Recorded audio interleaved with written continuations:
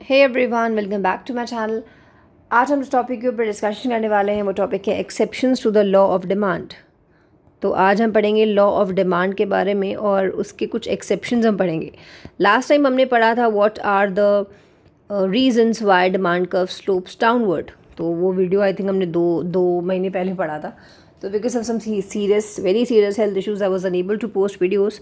Now again back to basics. अब हम फिर से पढ़ना शुरू करेंगे और हम फिर से एक एक करके वीडियोस को ज़रूर पोस्ट करेंगे आप सबके लिए। तो आज का टॉपिक है law of demand exceptions, which means क्या कोई सर्टन एरियाज़ ऐसे हैं, क्या कोई सर्टन प्रोडक्ट्स ऐसे हैं जहाँ पे लॉ ऑफ डिमांड काम नहीं करता। तो हाँ जी बिल्कुल है। तो पहले एक बार रिवाइज़ कर लेते हैं, क्विक रिकैप कर लेते हैं, रिवाइज़ कर लेते हैं कि होता क्या है लॉ ऑफ डिमांड। देखिए, सीधी सी बात होती है कि जैसे जैसे किसी भी चीज़ का दाम बढ़ेगा, ऑलराइट, क्वांटिटी डिमांडर उस चीज़ की कम होगी, which means as soon as the price rises QD false.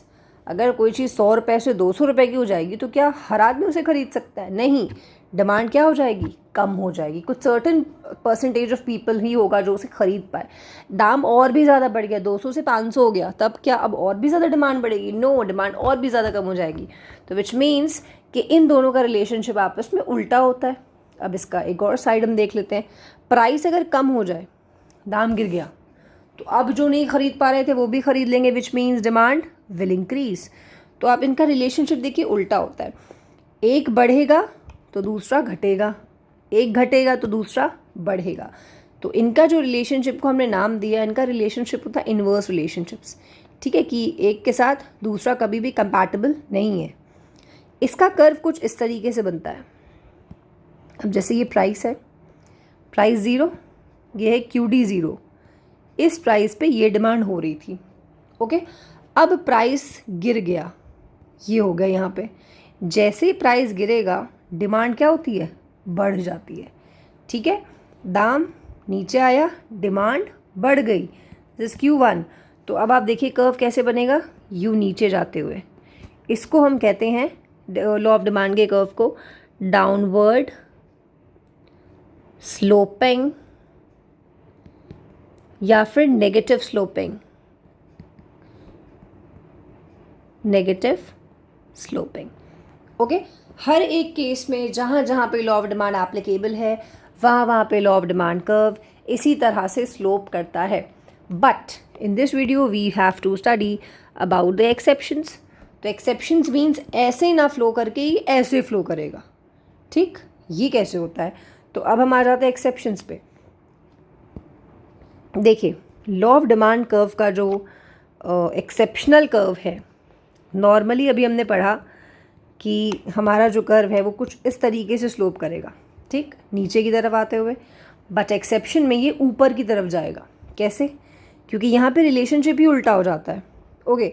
जैसे ये P है, P0 and this is Q0। इस पर्टिकुलर प्राइस पे ये डिमांड ली जा रही है। अब जैसे ही प्राइस बढ़ गया, P0 से P1 पहुंच गए, ये डिमांड भी बढ़ गई, दैट इज़ अगेन इंक्रीज, यहाँ से यहाँ Q1। तो आप देखिए प्राइस बढ़ा, ऊपर गया, डिमांड भी यहाँ से यहाँ ऊपर चली गई। इस केस में कर्व यूं करके बनेगा, जिसको हम कहेंगे DD, और ये होता है पॉजिटिव स्लोपिंग। पॉजिटिव स्लोपिंग या फिर अपवर्ड राइजिंग, ओके, क्योंकि देखिए ऊपर की तरफ चढ़ रहा है। तो हर एक नॉर्मल कंडीशन में डिमांड कर्व यूं ही बनता है, इसी तरीके से। But when we talk about the exceptions, कि कोई ऐसे एरियाज़ हैं जहाँ पर ऐसा नहीं होता हो, तो वहाँ पे ये होता है। क्योंकि यहाँ पर बढ़ते हुए प्राइस के साथ क्वांटिटी डिमांडेड भी बढ़ जाती है। यहाँ पर रिलेशनशिप जो हमने यहाँ पे इन्वर्स पढ़ा था, इसका जस्ट उल्टा हो जाता है and relationship becomes direct relationship, okay, direct. अब हम आ जाते हैं कौन इन पर्टिकुलर टॉपिक्स पे जहाँ जहाँ पर ये चीज़ फॉलो होती है। So number 1 area is conspicuous consumption. Conspicuous consumption, इसका दूसरा नाम भी आपको याद रखना है। उसका नाम है दूसरा वेबलन इफेक्ट या फिर स्नॉब अपील। स्नॉब अपील, ये क्या चीज़ है? ये वो वाले प्रोडक्ट्स होते हैं जिनका कंजम्पशन हम करते हैं just to show off, okay, for example महंगी गाड़ियाँ यूज़ करना, महंगे महंगे फ़ोन्स यूज़ करना, महंगी ज्वेलरी, महंगे कपड़े, महंगे पर्स, ब्रांडेड चीज़ें, ये सब अगर हम ख़रीदते हैं तो दुनिया को दिखाने के लिए, just to show them off, no matter उसका प्राइस बढ़े, अगर लोग अपनी डिमांड नहीं बढ़ाना कम कर लेंगे, डिमांड तब भी करेंगे, ठीक है।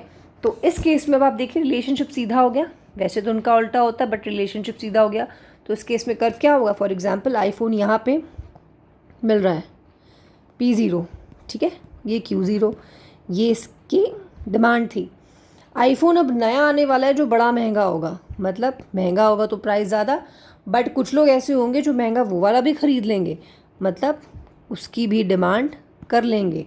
तो इस केस में भी देखिए ये यूं जाएगा, अपवर्ड राइज करेगा, and this upward rising curve is always negative. And one thing we have to remember, exceptions का कर्व हमेशा नेगेटिव ही स्लोप करता है, ओके, सॉरी पॉजिटिव ही स्लोप करता है, which is again upward rising. ये उल्टा हो गया हमारा, तो ये हो गया हमारा conspicuous consumption. Second, now comes second exception. Second exception is future expectations. Future expectations, future expectations means कभी कभी हम ये एक्सपेक्ट करने लग जाते हैं कि आगे आने वाले टाइम पे कोई पर्टिकुलर चीज़ महंगी होने वाली है। फॉर एग्जांपल हमने ये एक्सपेक्ट किया कि आगे आने वाले टाइम पे ये जो टमाटर है इसका दाम बढ़ने वाला है बहुत तगड़ा, ठीक है। तो किसी भी रीज़न से हो सकता है दाम बढ़ सकता है, खेती प्रॉपर नहीं हुई है, यहाँ पे नहीं आ पाया, जो भी है, टमाटर महंगे होने वाले हैं। तो अभी से हम क्या करने लगेंगे, टमाटर को ढेर सारे इकट्ठा करने लगेंगे कि आगे ये अब जितना महंगा मिल रहा है अभी आगे और दुगना महंगा होगा, तो ऐसा करो अभी ढेर सारे ख़रीद लो। तो उस केस में भी वो महंगा होता जा रहा है बट स्टिल हम डिमांड बढ़ा रहे हैं just to purchase more and more, so that कि आगे हमें और महंगा ना लेना पड़े। तो उस केस में भी हम डिमांड बढ़ा लेते हैं। तो इस केस में भी हमारा डिमांड कर्व यूं ही जाएगा, विच मीन्स पॉजिटिवली ऊपर जाएगा, ठीक है। This was future expectation. Third one is emergencies. Emergencies वो वाली कंडीशन होती है किसी भी कंट्री में जहाँ पर हर चीज़ बड़ी महंगी हो जाती है। फॉर एग्जांपल किसी कंट्री में वॉर हो रहा है, इंटरनल कुछ सही नहीं चल रहा है, इंटरनल आपस में क्योर्स हो रहे हैं, गवर्नमेंट के बहुत सारे इश्यूज चल रहे हैं। उस केस में भी इम्पैक्ट जो है वो प्रोडक्ट्स के प्राइसेस पे पड़ता है, ठीक है। इमरजेंसी के केस में आपको चीज़ें सस्ती नहीं मिलेंगी, हमेशा महंगी ही मिलेंगी क्योंकि बड़ी मुश्किलों से आती हैं, तो महंगी मिलेंगी।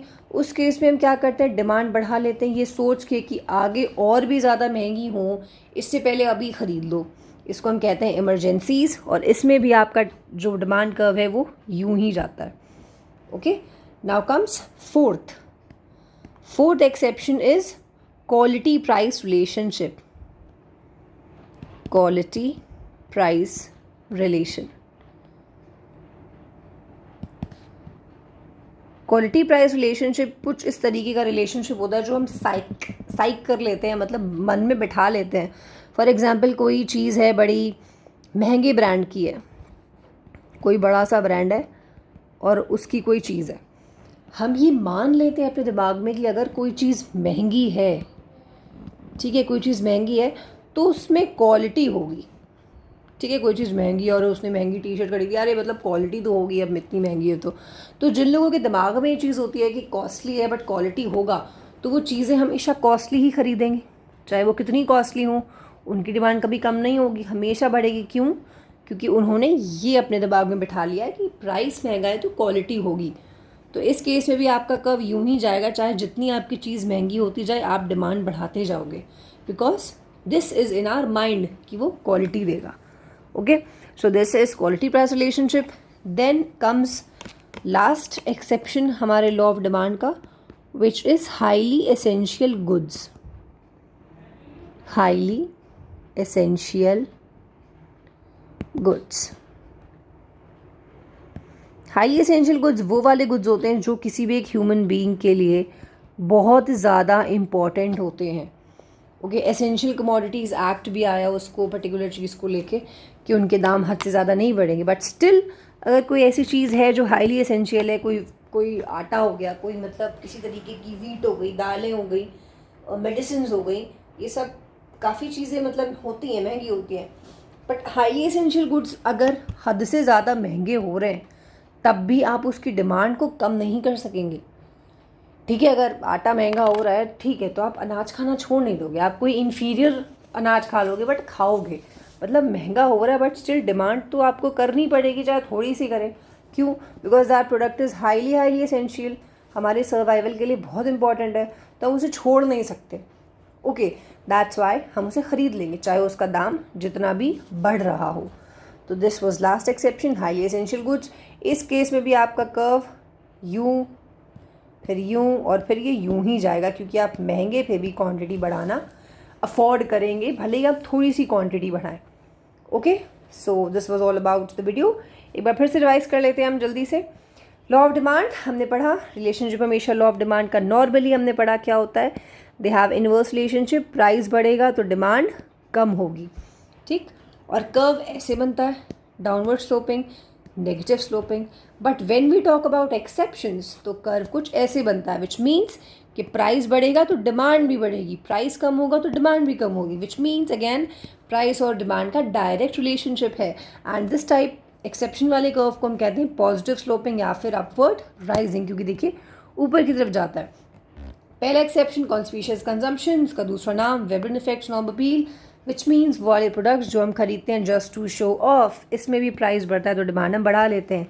Second is future expectation, which means अगर हम फ्यूचर में एक्सपेक्ट करते हैं कि किसी पर्टिकुलर चीज़ का प्राइस बढ़ने वाला है, तो अभी जो उसकी डिमांड बढ़ा लो, कहीं आगे और महंगा ना हो जाए, इसमें भी अपवर्ड राइजिंग होगा। देन थर्ड इज़ इमरजेंसीज, कोई इमरजेंसी वाली कंडीशन हो गई, वहाँ पर भी हम डिमांड बढ़ा लेंगे बढ़ते प्राइसेस के साथ, बिकॉज वी एक्सपेक्ट कि कहीं ऐसा ना हो ये चीज़ें और भी ज़्यादा मुश्किलों से मिलें। ऐसा आपका हुआ था कोविड-19 के टाइम पे कि पता नहीं आगे जाके मिले ना मिले, ढेर सारी मात्रा में लोगों ने खाना खरीद के इकट्ठा कर लिया था। Fourth is quality price relationship, जब लोग अपने दिमाग में बैठा लेते हैं कोई चीज़ कि अगर कोई चीज़ महंगी है तो उसकी क्वालिटी अच्छी होगी, उस केस में महंगे प्राइस के साथ भी डिमांड को बढ़ाते हैं। And last highly essential goods, कुछ गुड्स जो ह्यूमन बीइंग के लिए वेरी वेरी इंपॉर्टेंट है, चाहे वो कितने महंगे हों आप उसे तब भी खरीदोगे, because it is highly essential. So with this I want to sum up the video. I hope आपको समझ में आ गया होगा सब कुछ, and thank you for watching this video. Stay with the channel. कोई भी आपको डाउट हो, कोई आपको क्वेरी हो, कोई चीज़ नहीं समझ में आए, तो प्लीज़ आप डिस्क्रिप्शन बॉक्स में जाकर उसे और डिटेल से समझ सकते हैं, नहीं तो आप मुझे कमेंट कर सकते हैं। Comment your reviews also, you can comment your suggestions also. Most welcome all of you. So thank you once again and keep learning.